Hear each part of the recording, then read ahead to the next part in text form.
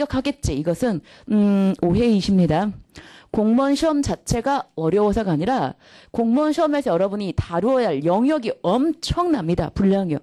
국어만 해도 고등학교 6차 교육과정, 7차 교육과정, 대학의 전공과정 중에서 전부 다 묶어서 이것을 주제별로 국어생활 파트, 비문학 파트, 문학 파트 이렇게 묶어놓은 거예요.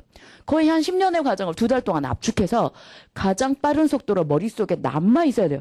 그러려니 여러분이 얼마나 많은 양의 정보를 소화를 해내시려면 집중을 진짜 잘하셔야 되겠죠. 그래서 그 경쟁력을 갖추는 거예요. 그 다음에 또 하나 공무원 시험에 이제 오시는 분들이요. 다 인재들이세요. 인재들이 오셔서 공무원이 되시겠다고 하다 보니 경쟁률이 더 치열해집니다. 대부분 이제 나중에 합격자 발표하고 나면 합격점에서 전부 다 플러스 마이너스 1점에 거기에 전부 다 대부분이 분포가 돼 있어요. 점수가.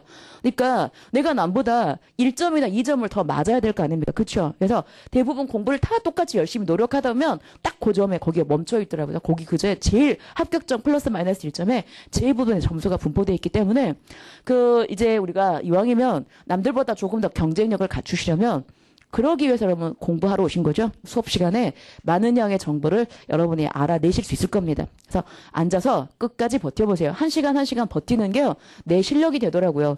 저는요 옛날에 공부했을 때 최대한 능률적인 것만 막 생각을 했었어요. 그래서 이렇게 해서 아래쪽 위까지 탑을 쌓는데 어떻게 하면 능률적일까? 아래쪽은 뺀 상태에서 갑자기 5번째 단계로 탑을 쌓으면 되지 않을까라고 생각해봤는데 세월이 흘러가면서 공부를 하고 또 하다 보니 가장 중요한 자세는 공부할 때 진짜 중요한 자세는 성실하게 노력해서 하나씩 쌓아 올리는 거더라고요.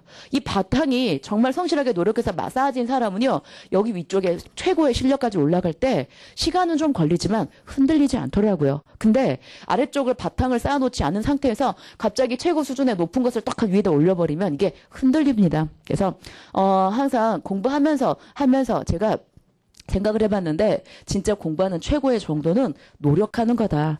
천재가 그냥 갑자기 머리가 탁 좋아서 되는 게 아니라 노력하는 과정이 모여서 어느 정도의 수준이 된 거구나라는 생각이 들더라고요. 어떤 것이든 다 그렇습니다. 그냥 느닷없이 턱하니 이루어지는 거 없더라고요. 그래서 같이 한번 이제 잘 노력을 해가면서 성실하게 실력을 쌓아갑시다. 단지 이제 제가 여러분께 해드릴 수 있는 것은 이왕이면 실력을 쌓아가는 그 과정에 조금 더 능률적인 길이 있다면 더 빨리 인도를 하는 거죠. 그래서 똑같은 길이 있는데 논두렁 밭두렁으로 가야 되는 길과 아스팔트로 편안하게 갈 수 있는 길이 있다면 저는 그 길을 알고 있으니까 그쪽으로 오십시오라고 여러분을 밝혀드릴 수는 있죠. 왜냐하면 25년 동안 가르치기만 해서 여러분 그 시간이 주는 내공은요 절대 무시할 수 없는 겁니다. 25년 동안 가르쳤다고 하면 사람들이 막 그 장난으로 선생님 진짜예요 막 이러는데요. 그래요. 유치원 때부터 제가 가르쳤어요. 제가 29살을 이러면서 이제 농담하는데 분위기가 점점 썰렁해져서 이제 그런 말 농담을 안 하려고요.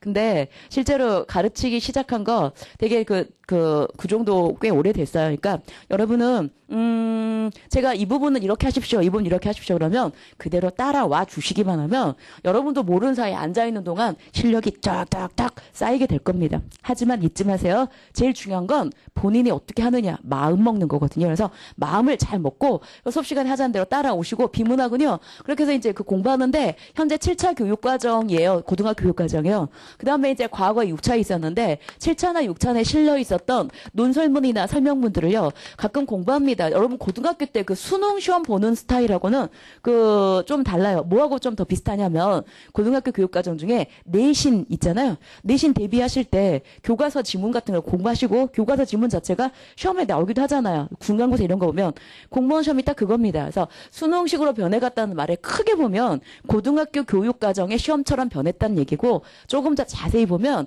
수능 시험과 내신 중에서 내신 쪽의 공무원 시험이 조금 더 가까워요. 그래서 이런 여러 가지 지문들을 다시 한 번 더 차근차근 살펴보는 게 우리 이제 공무원 공부할 때 비문학 파트의 핵심이에요. 그래서 이거 보시면서 일단 여러분한테 이제 그 기본적인 것들을 비문학 파트 가면 그때 가서 설명을 드릴 거예요. 이제 문학 파트는 지금 현재 공무원 시험이요. 이제 국가직 시험하고 지방직 시험이 있어요.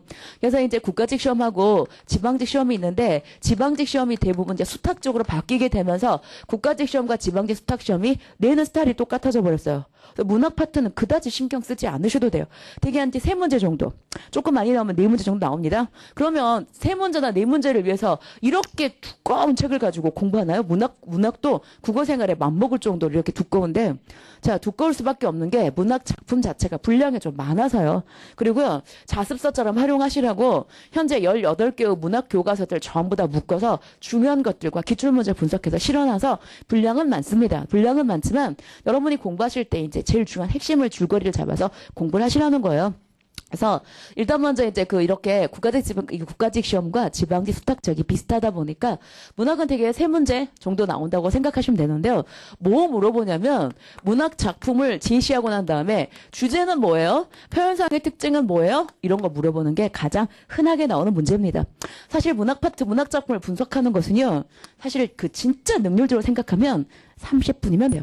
근데 얍삽하게 30분 수업해서 사실은 문제를 풀 수는 있겠지만 그 비법을 이제 그때 가면 설명할 거거든요. 하지만 그 비법을 활용하려면 밑에 있는 기본 실력이 탄탄하게 갖춰줘야 돼요. 그래서 기본 실력도 갖춰드리고 제일 위쪽에 있는 그 비법 30분이면 된다는 그 유명한 비법이요. 그때 가서 가르쳐 드릴게요. 오늘 내가 다 해버리면 여러분 첫 시간에 오리엔테이션 듣고 나서 별거 없네 이러고 집에 가서 떡하니 노실까 봐서 그때 가르쳐 드릴게요. 자, 그래서 문학작품은 문학작품의 주제나 표현상의 특징과 하면 되고요. 다음, 비스탁 지역 중에 서울직이 있어요. 여러분은 서울직 시험을 아마 보실 수 있을 겁니다. 그러니까 국가직도 보실 수 있고 서울직도 보실 수 있는데 서울직 공무원이 되면 서울 안에서 이렇게 이동하기 때문에 꽤 괜찮아요. 여러분은 이제 공무원인데 경찰들도 이제 공무원 이제 같이 이제 시험 보잖아요. 이 건물이 여러분 꽤 높은데 공무원들도 여기서 공부하고 경찰들도 여기서 공부합니다. 경찰들도 보면 공부 진짜 열심히 하시더라고요. 나중에 어디 가면 서울 내에서 어디 가면 제일 좋은가 했더니 강남이나 또는 과천 그쪽도 가면 되게 좋아한대요. 경찰 선생님들이 그러시던데요. 그래서 어디 오면 제일 싫어요 그랬더니 노량진에 오는 거 제일 싫대요. 그래서 도대체 왜 노량진이 싫으냐고 그랬더니 노량진에 수험생들 진짜 많잖아요. 아는 거 엄청납니다. 법 공부 1년 내내 하잖아요. 행정법만 하는 게 아니라 여러분 직렬에 따라서 형법 공부하시는 분도 있고 형사수업 하시는 분도 있어요. 법원직 같은 경우는 민법 이런 거 헌법 이런 거 다 하잖아요. 7급도 이제 헌법 하시듯이. 그러니까 법에 대해서 무지하게 많이 깨고 있어요. 그런데 사실 현실이 내 마음 먹은 대로 2달 공부에다 덜컥 합격하지는 않잖아요. 그러다 보니까 가끔 술을 드시고 주사를 부리는 자. 그래서 막 여기저기 막 토하고 다니니까 이제 경찰이 잠시 껌내겠습니다 이러면서 가시죠 그러면 당신은 무슨 법 무슨 조에 몇 조에 의거하여 어쩌고 막 미란다 원칙을 위배했으며 어쩌고 막 이렇게 얘기해서 좀 싫답니다. 자, 그건 그렇고 이제 공부하시다 보면 수험생활 하시다 보면 아마 술 드시고 싶거나 막 이런 일도 있을 겁니다. 하지만 어차피 우리 공부하려고 왔잖아요. 그쵸? 그래서 공부하시는 동안요. 스트레스 조금 덜 받고 조금 더 기분 좋게 공부를 쭉 해서 나가시자고요. 왜냐면 영어 선생님 되게 웃기잖아요. 수업 들어서 아시겠지만 진짜 영어라는 과목이 좀 골치 아프긴 한데 우리 언어가 아니라서 정말 재밌게 잘 가르쳐 주셔서 여러분 일단은 여러분 고맙다 이렇게 생각해서 기분 좋게 하실 수 있을 거예요. 이제 저는 이제 오늘 수업은 이제 2시간 듣고 내일 또 4시간 할 건데 저야 이제 여러분이 이제 수업 듣고 알아서 하실 거고 국사 선생님도요 정말 잘 가르치시는 분들 실력자거든요. 그래서 행정법 선생님도 그렇고 행정학 선생님도 그렇고요. 여러분은 잘 오셨어요. 정말 기분 좋게 수험생활 힘들지 않게요 잘 지내실 수 있을 겁니다. 그래서 서울지방직 시험 같은 게 여러분들 보실 수 있는데 서울직 시험은 지금까지 공부했었던 국어생활 그다음에 비문학, 문학에다가 뭐만 플러스 알파 추가하면 되냐면 국문학에 관한 역사만 추가하면 되거든요. 그래서 나중에 이제 국문학사 파트 가면 그때 말씀드릴게요. 그래서 문학 파트는 딱 2개로 나눠서 2분의 1은 문학 작품이고요. 2분의 1은 국문학사인데 국문학사 파트만 거기다 플러스 알파 잠깐 하시면 되니까 이제 공무원 시험을 어떤 시험을 보시든 간에 가장 중시해야 될 건 바로 제 첫 번째 국어생활이다. 2번째 비문학이다. 3번째 문학이다. 이 순서대로 착착착 진행을 하겠습니다. 됐죠? 자, 여기까지가 여러분이 이제 공부를 해야 될 그다음에 과정. 그리고 계획, 그리고요. 앞으로 우리가 이제 여러분하고 저 같이 하게 될 이제 그 진행 방향들입니다. 제일 먼저 제 1권을 보면 언어와 국어라고 하는 게 나오죠. 어차피 공부하러 오셨으니까 바로 공부 시작하겠습니다. 자, 언어와 국어라는 이제 파트가부터 시작이 됩니다. 그래서 괜히 3권 다 들고 왔어. 이렇게 생각하시는 분들 있죠. 아, 그러고 보니까 오늘 여러분 그 영어도 다 들고 오시고 국어도 다 들고 오시고 그러셨겠네요. 오늘만 좀 무거우셨겠네요. 자, 첫 번째 우리 국어 생활을 보시면 자, 가겠습니다. 언어와 국어가 나오죠? 첫 번째 보면 여러분 24페이지 언어와 국어가 나오는데 제가 아까 제일 처음에 새 책을 하나 꺼냈거든요. 그 수업이 여러분 이제 아시다시피 이제 건물이 좀 많아서요. 여기는 이제 이대학원이라고 부르는 빌딩입니다.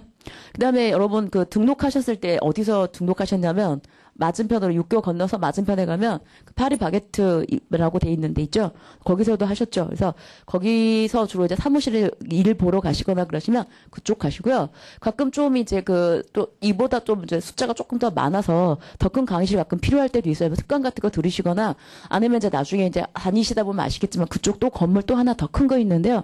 아마 1층 피자헛이라고 돼 있을 거예요. 그래서 우리는 남의 상호로 가지고 얘기합니다만 그래서 거기는 이제 간판들이 이제 크게 있으니까 해서 일단은 큰 건물 3개가 이제 다 우리가 다 쓰는 건물이라서 지금 현재 제가 파리바게트에서 건너서 여기까지 왔거든요. 예, 이 시간 끝나고 나면 다시 또 밥 먹고 또 다른 건물로 이동하면서 여기 건물 이 건물 저 건물 왔다 갔다 하다 보니까 제가 건물마다 책을 다 따로 놔뒀어요. 이쪽 건물에서 책이 보니까 이제 없어서 그래서 또 새로 이제 책을 하나 꺼냈습니다만 여러분도 새 책이고 저도 새 책이고 자 같이 왠지 꼭 새 마음인 것 같아서 그냥 한번 드리는 말씀입니다. 내용은 없었고요. 자 그래서 지금부터 이제 진짜 본격적으로 언어부터 들어갑니다. 자, 페이지 25페이지예요.